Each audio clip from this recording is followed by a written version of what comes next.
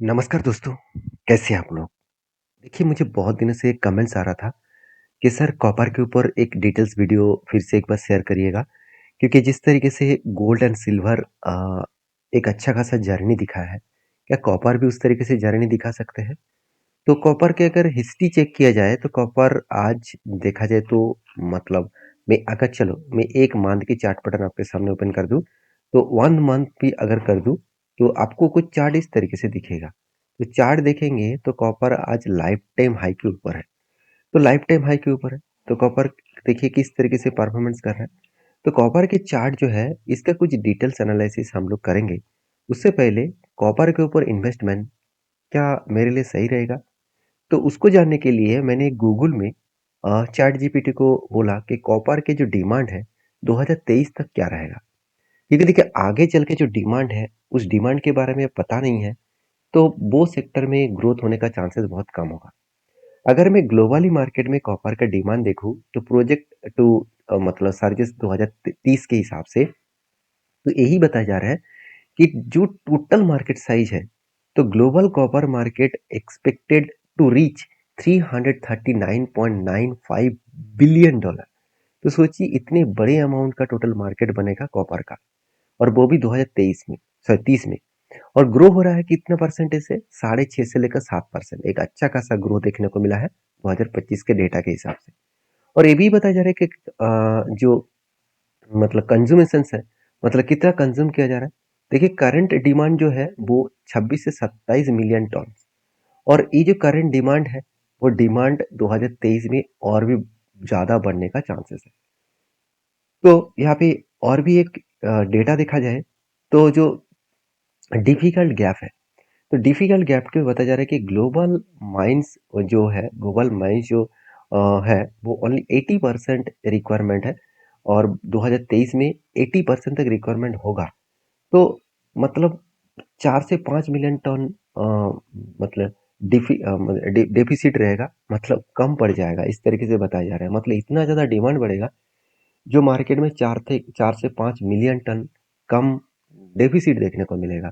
तो and end of the decades, तो decades and होने से पहले, तो सोचिए जब प्रोडक्ट के डिमांड बढ़ेगा और जहाँ पे डेफिसिट दिखेगा तो उस जगह पे तो प्रोडक्ट का डिमांड बढ़ेगा, उस जगह पे प्रोडक्ट अच्छा खासा जर्नी करने के लिए तैयार होगा। मान के चलिए आप एक प्रोडक्ट खरीदने जा रहे हैं, उस प्रोडक्ट 100 लोग खरीदने के लिए आए, और उस प्रोडक्ट खरीदने के लिए 100 लोग तो आए मगर मार्केट में है 50 प्रोडक्ट, तो उसके लोग भाव बढ़ाएंगे।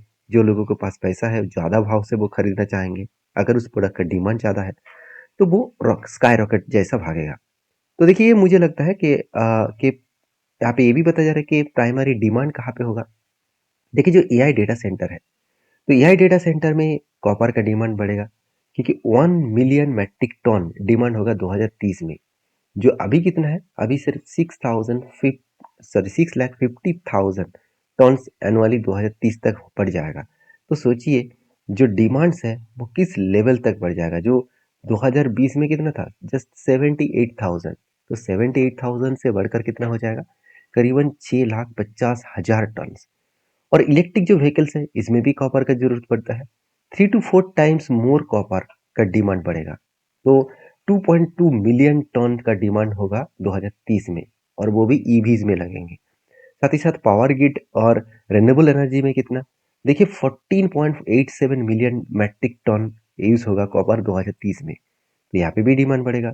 साथ ही साथ जो रीजनल ग्रोथ है, जैसे इंडिया में जो डिमांड है वो डबल हो जाएगा 2030 में।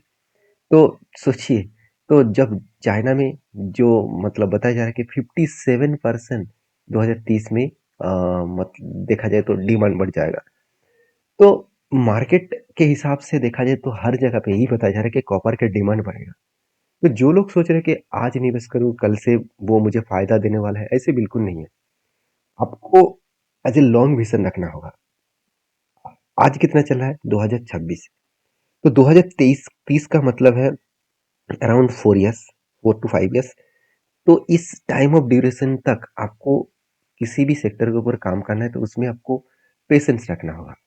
तो अभी चलो चार्ट में आपको लेके जाता हूँ, चार्ट में डेटा दिखाता हूँ। देखिए कॉपर का अगर मैं चार्ट देखूँ तो कुछ इस तरीके से आपको दिखेगा, थोड़ा-सा नीचे आए, ऊपर गया, फिर से नीचे, कोविड के टाइम में नीचे था, उसके बाद नीचे मतलब 134 के आसपास था और हाई किया उसके बाद 2022 में 880, फिर से थोड़ा-सा करेक्शन हुआ, 5198 आया, फिर से ऊपर गया। अभी देखिए इसी तरीके से कंपनी परफॉर्मेंस कर रहा है, तो अभी जो करेक्शन है, शायद इस टाइम ऑफ पीरियड में कुछ टाइम होल्ड करे, यहाँ पे कुछ टाइम मतलब इंतजार करे, उसके बाद फिर से एक नया जर्नी देखने को मिले। अभी मैं इसको वन डे कैंडल के हिसाब से अगर देखूँ, तो वन डे कैंडल यही बता रहा है कि अभी जो करेक्शन है, तो मुझे लग रहा है करेक्शन और भी होने का चांसेस है। क्योंकि ध्यान से देखिएगा, ये जो लाइन, ये जो बीच में जो ब्लू कलर का लाइन दिख रहा है ना, ये है 300 डेज मूविंग एवरेज का लाइन। तो जब जब इस लाइन को टच किया, तब उसके बाद ही रिबाउंस किया। तो जब जब टच किया मतलब यहाँ पे भी देखिए, नीचे आया, टच किया, कुछ दिन फिर से टच किया, 2 से 3 बार टच किया, फिर से जर्नी करके वो टॉप लेवल तक चला गया। टॉप लेवल का मतलब है कुछ इस तरीके से लेवल में चला गया। तो उसी तरीके से अगर प्रीवियस डेटा को देखें, तो यहाँ पे भी सेम हालत है। तो देखिए कोविड के टाइम में क्या हुआ, कोविड से पहले यहाँ पे भी नीचे आए, फिर से देखिए हाई लेवल तक गया कि नहीं गया। उससे भी पहले देखा जाए तो यहाँ पे भी सेम टू सेम हालत हुआ था कोविड के टाइम में। तो इसका मतलब जो जर्नी है वो इसी तरीके से चलते आए हुए हैं। तो अभी करेंटली जो डेटा देखने को मिला, करेंटली जो डेटा है वो यही बता रहा है कि इतना बड़ा लंबा जर्नी होने के बाद 300 डेज मूविंग ऊपर जाएगा और इसको टच करने के लिए एक बार जरूर आएगा। तो मुझे अभी इस सेक्टर में मतलब इस कॉपर के ऊपर काम नहीं करना है, मैं थोड़ा सा इंतजार करूंगा। जब 300 डेज मूविंग एवरेज को टच करेगा, तो मैं बड़ा डिसीजन जरूर लेने का चांसेस लूंगा। तो आपके क्या राय है जरूर कमेंट्स करना। वीडियो अच्छा लगे तो लाइक करना। मिलते हैं नेक्स्ट वीडियो में। धन्यवाद।